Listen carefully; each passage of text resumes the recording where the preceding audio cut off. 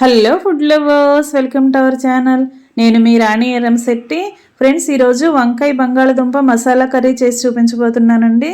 చాలా టేస్టీగా ఉంటుంది. వంకాయ ఇష్టపడని వారు ఇలా బంగాళదుంపల కాంబినేషన్తో ఒకసారి కర్రీ చేసి చూడండి, చాలా టేస్టీగా ఉంటుంది.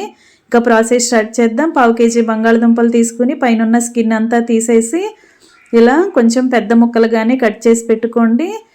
అలాగే 1/2 కప్పు ఉల్లిపాయ ముక్కలు, కొన్ని పచ్చిమిర్చి ముక్కలు తీసుకోండి. ఇప్పుడు వంకాయల్ని ఇలా మధ్యలోకి కట్ చేసుకుని చిలికిలిగా చేసుకుని ఒక గిన్నెలో వేసుకుని దాని నిండా వాటర్ పోసుకుని సాల్ట్ వేసుకోండి. ఉప్పు నీళ్ళలో వంకాయ ముక్కలు వేస్తే నల్లబడకుండా ఉంటాయి. ఇక కర్రీ స్టార్ట్ చేద్దాం. స్టవ్ ఆన్ చేసుకుని కళాయి పెట్టుకుని 2 గరిటెల ఆయిల్ పోసుకోండి. ఆయిల్ కాగిన తర్వాత 1 టీ స్పూన్ జీలకర్ర వేసుకోండి. కడిగి పెట్టుకున్న కరివేపాకు రెబ్బలు కూడా వేసుకోండి. ఇవి బాగా ఫ్రై అవుతున్నప్పుడు మనం సన్నగా కట్ చేసి పెట్టుకున్న 1/2 కప్పు ఉల్లిపాయ ముక్కలు, కొన్ని పచ్చిమిర్చి ముక్కలు కూడా వేసుకోండి. ఇవి ఆయిల్లో మగ్గుతున్నప్పుడే మనం బంగాళదుంప ముక్కల్ని కూడా వేసేసుకోవాలండి. ఎందుకంటే ఆనియన్స్ ఎక్కువసేపు మగ్గితే మాడిపోతాయి. దుంపలు కూడా ఆయిల్లోనే ఆనియన్స్తో పాటు మగ్గాలి. రెండు కలిసి మగ్గితేనే కర్రీ అనేది బాగుంటుంది. ఇలా బంగాళదుంప ముక్కలు కూడా వేసేసుకుని బాగా మగ్గించుకోండి. ముక్కలన్నీ ఒకసారి ఆయిల్లో బాగా కలుపుకుని మూత పెట్టుకుని ఉడికించుకోండి. ఒక 2 నిమిషాలు మూత పెట్టుకుని ఉంచుకున్నట్లయితే దుంపలు అనేవి బాగా మగ్గుతాయి. ఇప్పుడు కట్ చేసుకుని ఉప్పు నీళ్ళలో వేసుకున్న వంకాయ ముక్కల్ని కూడా అలా దుంపల్లో వేసేసుకోండి. ఇప్పుడు కొంచెం కర్రీకి సాల్ట్ వేసుకోండి. ముందు కొంచెం తక్కువగానే వేసుకోండి. కర్రీ మొత్తం రెడీ అయినాక కరెక్ట్గా వేసుకోవచ్చు. చిటికెడు పసుపు వేసుకుని 1 టేబుల్ స్పూన్ అల్లం వెల్లుల్లి పేస్ట్ వేసుకోండి. కర్రీ క్వాంటిటీని బట్టి మీరు అల్లం వెల్లుల్లి పేస్ట్ అనేది వేసుకోండి. కర్రీ ఎక్కువగా ఉంటే కొంచెం ఎక్కువగానే అల్లం వెల్లుల్లి పేస్ట్ వేసుకుంటే టేస్ట్ చాలా బాగుంటుందండి. 1/2 kg వంకాయలు, 1/2 kg బంగాళదుంపలతో నేను కర్రీ చేస్తున్నాను కాబట్టి 1 టేబుల్ స్పూన్ మాత్రమే అల్లం వెల్లుల్లి వేసాను. అదంతా బాగా కలుపుకున్న తర్వాత మూత పెట్టుకుని 2 నిమిషాలు బాగా మగ్గించుకోండి. ఇలా మగ్గించుకున్నట్లయితే వంకాయ ముక్కలు, బంగాళదుంపలు కూడా చక్కగా సాఫ్ట్గా అవుతాయండి. ఇప్పుడు కర్రీకి సరిపడా కారం వేసుకోండి. నేను 2 టేబుల్ స్పూన్లు వేసాను. మీరు మీ కాటుకి తగ్గట్టుగా కారం యాడ్ చేసుకోండి.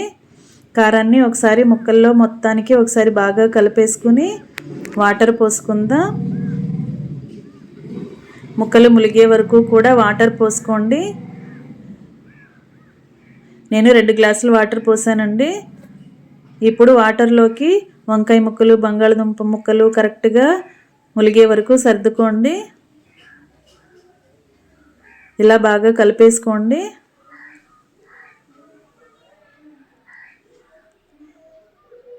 ముక్కలన్నీ కూడా వాటర్లో కలిసిన తర్వాత 1 టేబుల్ స్పూన్ గరం మసాలా వేసుకోండి.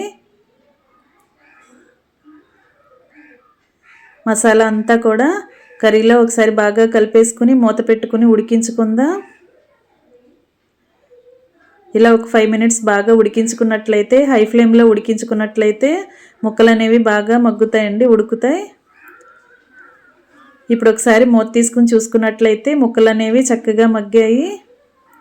బంగాళదుంప ముక్క అనేది కరెక్ట్గా ఉడికిందో లేదో చూద్దాం.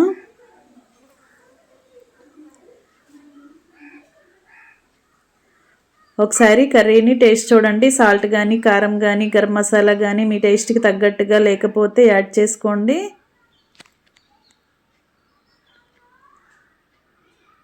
ముక్కలు ములిగే వరకు వాటర్ పోసుకున్నట్లయితే దుంపలు అనేవి చక్కగా ఈజీగా బాగా ఉడికిపోతాయండి. కొంచెం పెద్ద ముక్కలు కానీ కోసుకున్నట్లయితే దుంపలు అనేవి మనకు కర్రీలో కనిపిస్తూ ఇలా కర్రీ అనేది చాలా బాగుంటుంది. ఫ్రెండ్స్, నా ఛానల్ని మీరు ఫస్ట్ టైం వాచ్ చేసిన వారైతే సబ్స్క్రైబ్ చేసుకుని పక్కనే ఉన్న బెల్ బటన్ని కూడా క్లిక్ చేయండి. నేను పెట్టబోయే రెసిపీస్ అన్నీ కూడా డైలీ మీ ఫోన్కి నోటిఫికేషన్కి వస్తాయి. ఓపెన్ చేసి చూడండి. కర్రీస్ కానీ, ప్రాసెస్ కానీ, స్నాక్స్ కానీ మీకు నచ్చినట్లయితే మీరు కూడా కుక్ చేసి ఫ్యామిలీకి సర్వ్ చేయండి. దుంపలు అనేవి చక్కగా మగ్గిపోయాయండి. కర్రీ కూడా ఉప్పు, కారం, గరం మసాలా అంతా కూడా కరెక్ట్గా సరిపోయింది.